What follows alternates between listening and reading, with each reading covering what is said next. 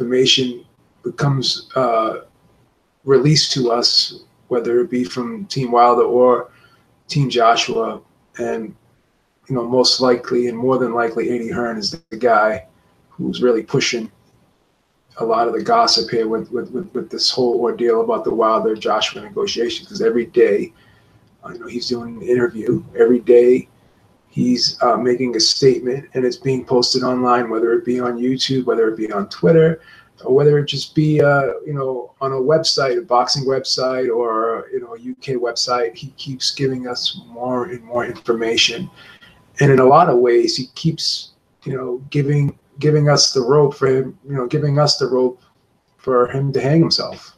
He's adding more and more rope to the situation where he's putting himself in a position where he's really hanging himself. Because originally, when the $12.5 million deal was offered, he said, this is a flat fee.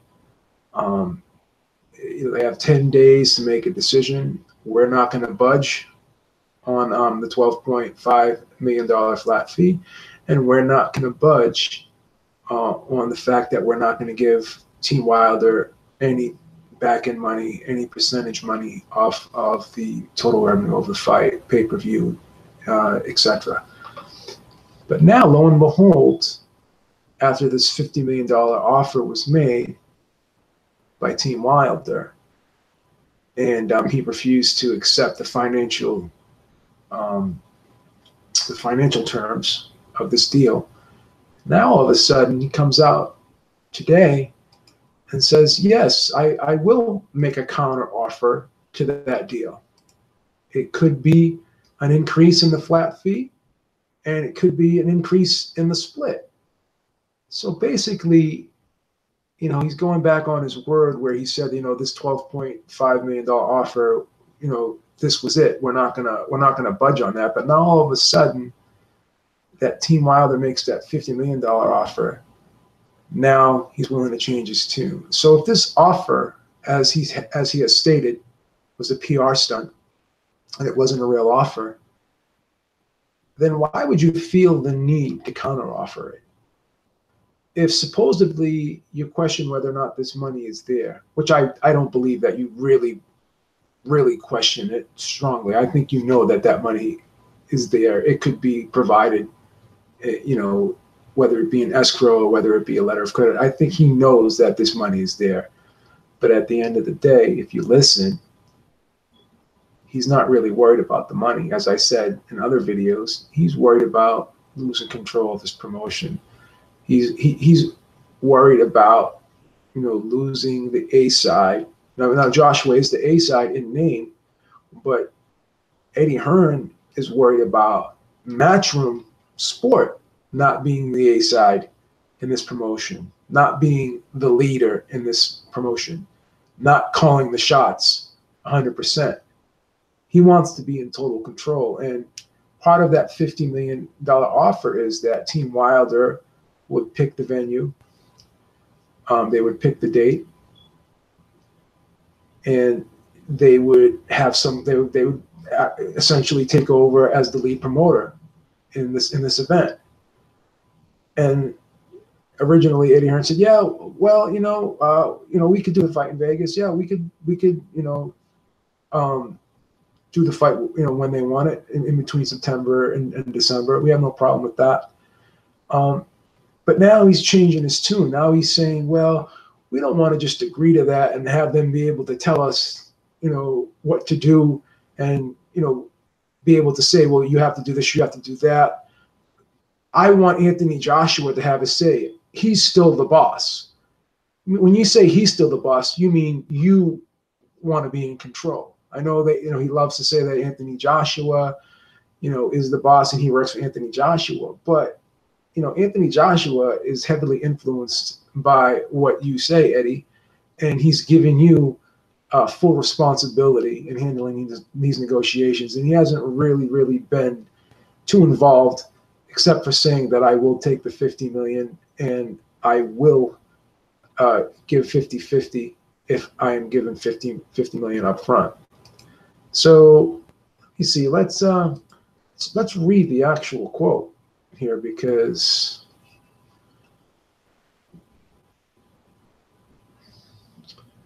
I believe if you read the actual quote from Anthony Joshua, if I can pull it up here,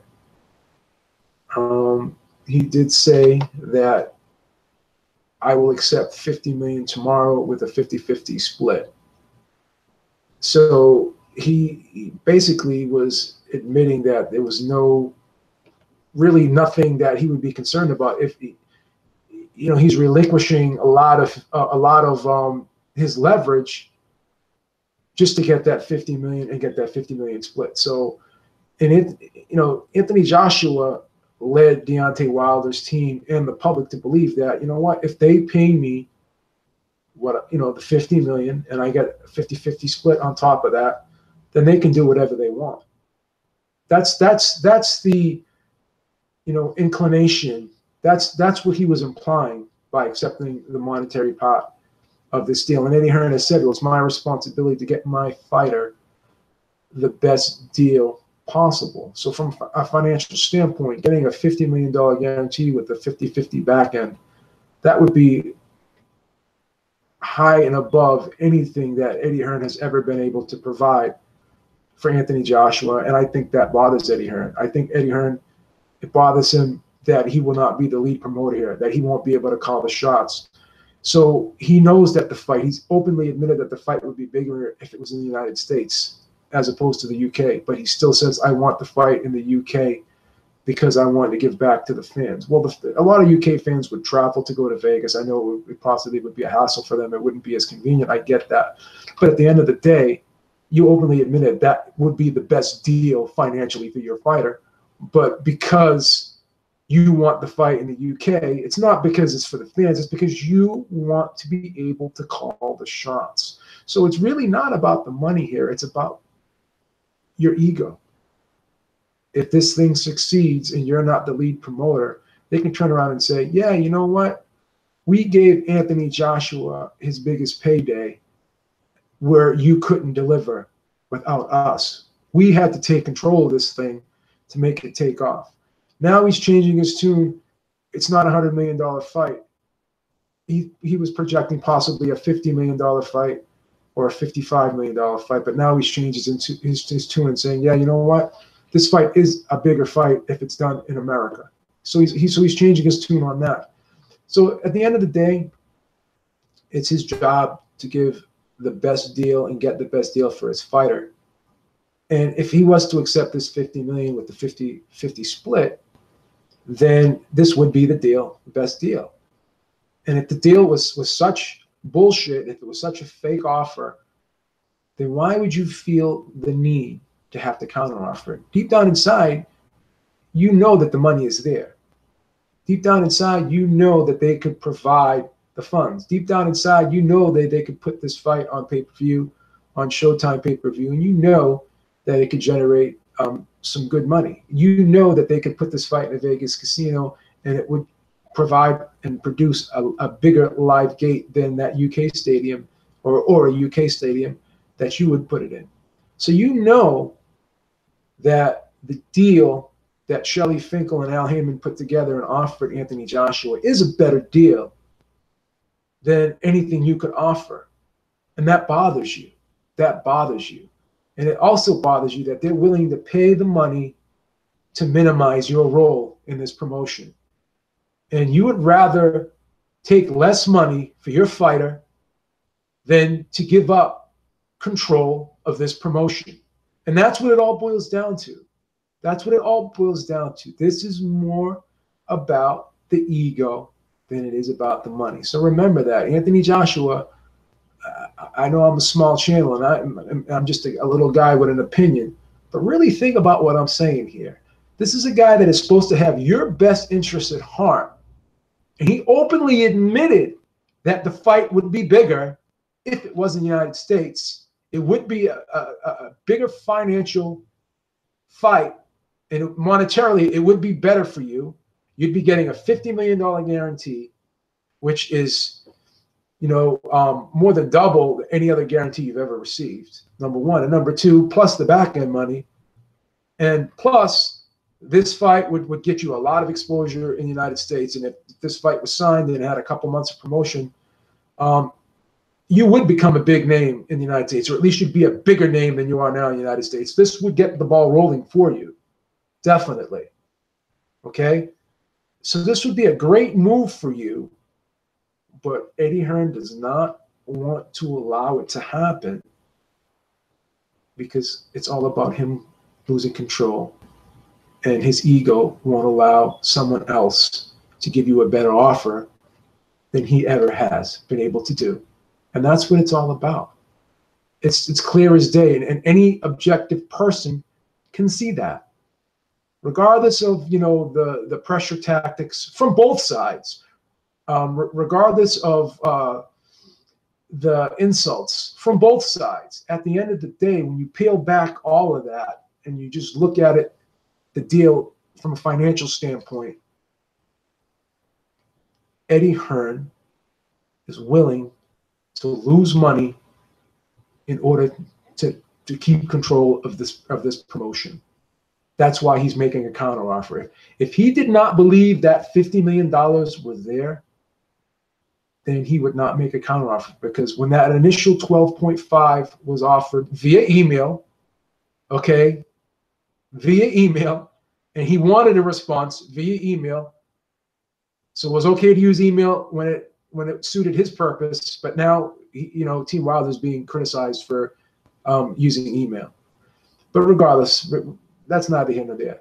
But when that 12.5 was originally offered, it was a take it or leave it offer, and you were very adamant about not budging on that 12.5, and you were very adamant about not offering a percentage of the revenue.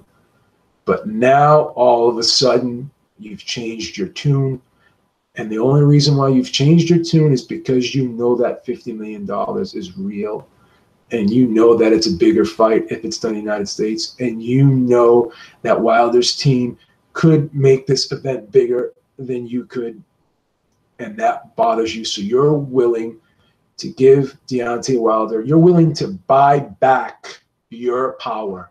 You're willing to buy back your way into being the lead promoter. And this is just facts. And I don't care what anyone says. I mean, at least this part of the whole situation that I'm talking about right now, I think it's irrefutable. I really do. And then you make statements like, well, we're not going to allow anyone to whore out Anthony Joshua's name or use Anthony Joshua's name. So that would be like Michael Jordan saying, well, I'm not going to allow Nike to whore out my name. Why would you not? Nike is paying Michael Jordan, or has paid Michael Jordan, $1 billion over the course of his lifetime. So if you're being compensated immensely for somebody to use your name, then what difference does it make if it's benefiting you financially and you're getting compensated for it? And how could you not use somebody's name if they're involved in the fight? Team Wilder has openly admitted that, yes, he is the A side here. No one's refuting that. So what do you mean when you're saying, oh, they can't use Anthony Joshua's name? So what are they going to call him what is his name going to be when they talk about this fight and they stop promoting this fight? Deontay Wilder versus Mr. X. So his name, like of course you're going to use his name. He's part of the product. He's the brand. Why would you not use his name? Just like Jordan is the brand for Nike. But they're paying Jordan extremely well to use his name. And Team Wilder is willing to pay Anthony Joshua, or not pay, but get the funds to give to Anthony Joshua for the rights to use his name, and they're giving him a substantial amount of money to do so. So what difference does that make if he's being compensated for his name being used? It's common. Like, athletes have endorsements, and companies pay them to use their name. Is that considered whoring somebody out? No, it's a smart business move.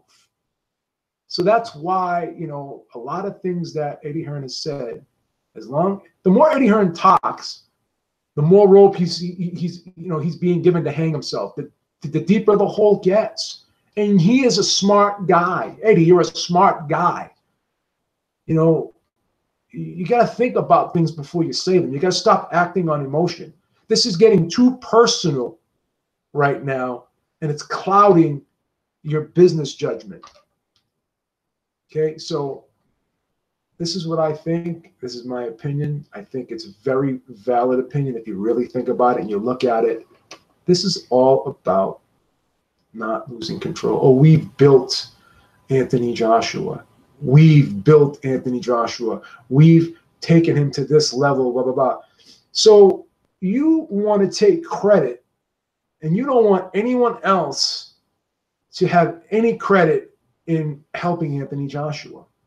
Because let's be perfectly honest, you have done a great job with Anthony Joshua, okay? But it's not like he's made $15, $18, $20 million right from the jump. Before he fought Vladimir Klitschko, he was making $1.5, $2 million purses too. It's not, you know, you can say whatever you want about Deontay Wilder. If this fight puts him over the top, you know, if he beats Anthony Joshua, just like when Anthony Joshua beat Vladimir Klitschko, there's no turning back. If you give Deontay Wilder the right dance partner, and Anthony Joshua is the right dance partner, these two guys, you put them together. I don't care what you say about what's been done in the past with Deontay Wilder's career. You put this event together right now, it's a can't miss. It's a home run. It's a win-win for everybody. So by you discrediting Deontay Wilder, it only hurts your fighter's position. Because if your fighter wins this fight, then instead of making $20 million a fight, he can make $35, $40 million a fight. And if Deontay Wilder wins this fight, he's not going to be a $1.5, $2 million fighter ever again, just like your fighter was not a $1.5, $2 million fighter after he beat Vladimir Klitschko. But he needed Vladimir Klitschko. He needed Vladimir Klitschko. And you can say, well, Anthony Joshua doesn't need Deontay Wilder because he could still make, you know, the $20 million or whatever. But how long is that going to last? Beats Povetkin, which is not a guarantee. Fights Big Baby Miller. He's not going to get $20 million to fight Big Baby Miller in New York. Not with the small gate like you had with the Danny Jacobs fight this weekend, with all due respect. So, you know, this is going to wear off over time. You're going to run out of opponents. There's not that many opponents left. And you're going to be fighting guys like Luis Ortiz. You're going to be forced to fight eventually. Alexander Povetkin is no walk in the park. Luis Ortiz is no walk in the park. Those are fights that, you know, you could lose those fights. I'm not saying that you know Joshua would not be favored to win, but you know, if he loses those fights, then this gigantic payday with Deontay Wilder, this $50 million, possibly $70 million, $60 million payday goes out the window. So you're being given the opportunity to make what you could make in 3 or 4 fights in one fight. That's a smart business move if you really believe that Anthony Joshua can win this fight. That's it. That's if you really believe it. So that's the gist of it, man. Really sit down and think about what you're saying and really look at this situation. Really look at the situation. Look at it from your fighter's standpoint. If you really want to invest in Anthony Joshua, and you want the best for him, and you want to get him the most money that you can, because it's only going to enhance your promotional company as well by enhancing this young man. Why would you not want this $50 million? Why would you not want to try to work this specific deal out with Team Wilder instead of going back and putting your own deal on the table when you know you can't provide the same deal? You can't. You cannot offer up a $50 million guarantee for Anthony Joshua, in my opinion, if it's just a UK fight. Whereas these guys can. So take your ego out of it. Put your fighter first, like you said you are. And Anthony Joshua, you need to really get involved in this, and you need to start asking more questions, with all due respect. You really do. Because This is a lot of money to walk away from. It really, really is. You know, Eddie, so swallow your pride for one event. Swallow your pride for one event and look at the future, because if your fighter wins this, then you are in total control. Nobody can say anything. You have all 4 belts or 5 belts, however you want to look at it. And this will be the first step in enhancing Anthony Joshua's brand in the United States, because if he beats Deontay Wilder, and that the sky's the limit, then he's not just a star over in the UK. That opens the door for his potential stardom in the United States. So do the right thing for the fighter. Do the right thing for the fighter. Think of the fighter first here, and think of yourself and your ego second. Okay? No one's ever going to take away what you've done for Anthony Joshua. That's already etched in the history books. You took him straight out of the Olympics, and you helped make him a superstar. Now, continue that path. Don't throw roadblocks in that path. Continue that path and continue to enhance that path. You're a smart man. Don't let your ego undermine your intelligence. All right, so next time, Beep is out. Talk to you guys all soon. Peace.